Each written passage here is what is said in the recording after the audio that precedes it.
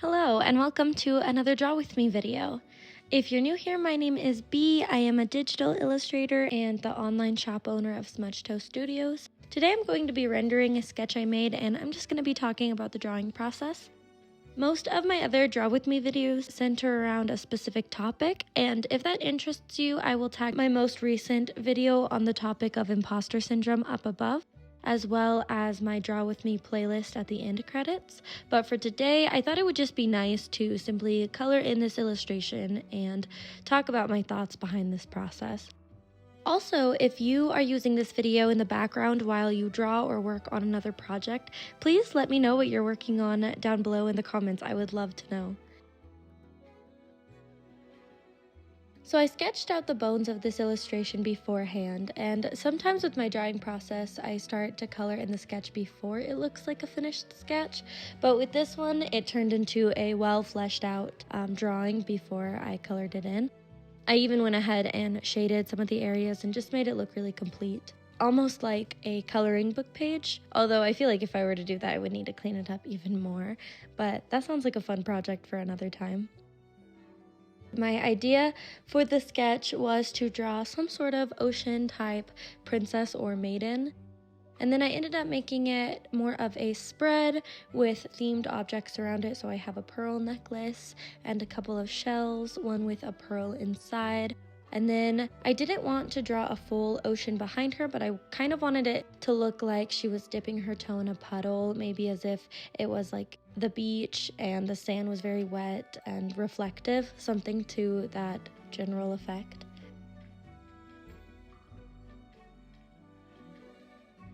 As for the colors, I wasn't really set with a color scheme in the beginning. I definitely changed it quite a bit.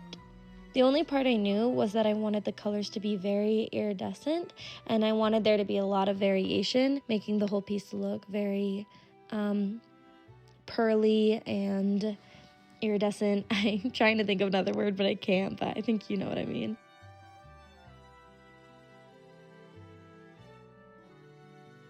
In the beginning, I thought that it would look better if the background was dark and that the colors would pop more and just make it look even brighter and more saturated. But as I work, you'll see that I changed my mind and flipped the background to being a very dusty light blue color. And then I have contrast come later on with the finishing shadows and things like that. I still want there to be a lot of contrast. And at first I worried that the light background would take away from that like really glowy, glossy effect I had in mind. Like I said, when I added in those contrasts and then made sure that the lights were very sparkly and they showed up a lot, then I felt like the piece was really balanced after all. And then with her dark skin paired with a silvery hair color, I thought it just really added to the ethereal look that I was going for. You'll see it come together in the end. I hope I'm not getting too ahead of myself with the choices, but overall I'm very happy with the colors that I ended up going with. My first step in rendering is to get a flat color down as soon as possible, especially when the background is dark, so that I can have a better sense of the colors and how to move on. Most of the time, the colors that I first put down are not the colors I end up going with, but I need to put something down in order to break like a certain decision fatigue that I always have when I start an illustration. I don't know if you can relate, but usually I have multiple ideas of how I want the illustration to be colored and I'm not quite sure which one to go with. So I just choose one of those color palettes generally and just put color down on each one of the subjects in the background to kind of get myself away from the beginning, like a white page, as soon as possible, if that makes sense.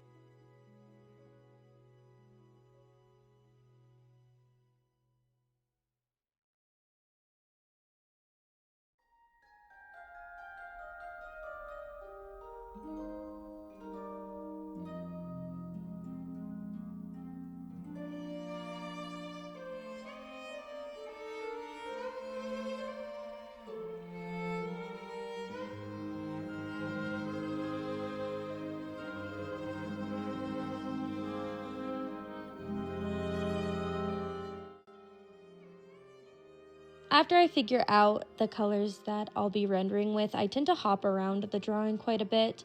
I don't go from one subject to another and render everything completely like before going on. It's kind of chaotic. Usually I start with the main subject, which in this case is this princess, and I work on her hair a little bit and her skin tone and her dress just a little bit, and then I go over to the shells and the necklace and the sea and kind of just bounce around and kind of render everything very slowly and all together. That way, again, it kind of helps me envision the end as I go along, if that makes sense. In the past, before I had this method of drawing, I would often get confused with how to continue in the middle, like awkward stage of my drawing.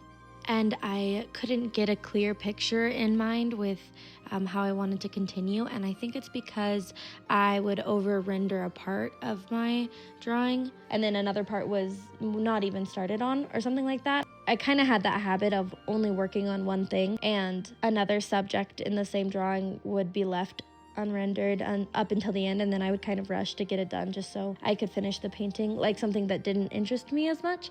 So now I really know to take my time and bounce around and kind of make sure everything's getting done in stages all together so that I don't leave something out. Like for example, I used to draw a lot of portraits, and with those portraits I had a lot of ears.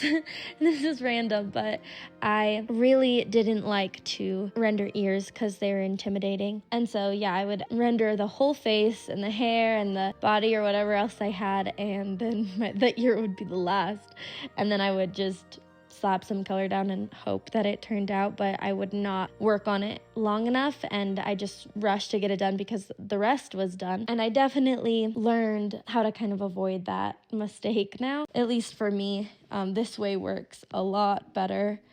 So yeah, you'll see in this drawing process, I bounce around quite a bit, but that's why I like to render everything in steps all together so that I can continuously envision what the end will be like and what they'll all look like together, and it just feels a lot more succinct.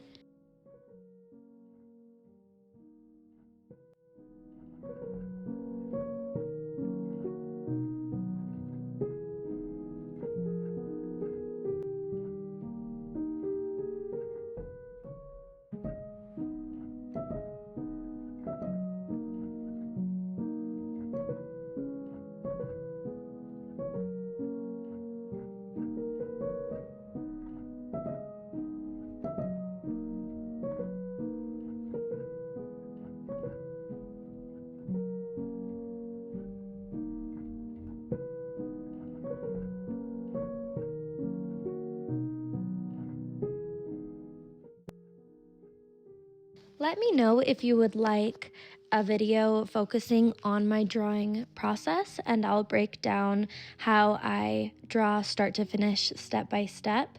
This is definitely not a formal video like that explaining my process, but it's just more kind of talking about this one piece in particular. So yeah, let me know if you would like a drawing process video from me. I feel like that would be really fun to do.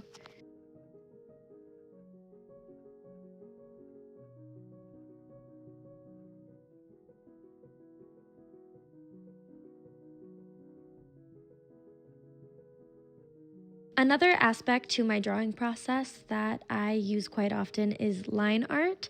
I used to think that line art wasn't indicative to the style that I wanted to draw at the time. For a while I was trying to get a very painterly and realism styled style.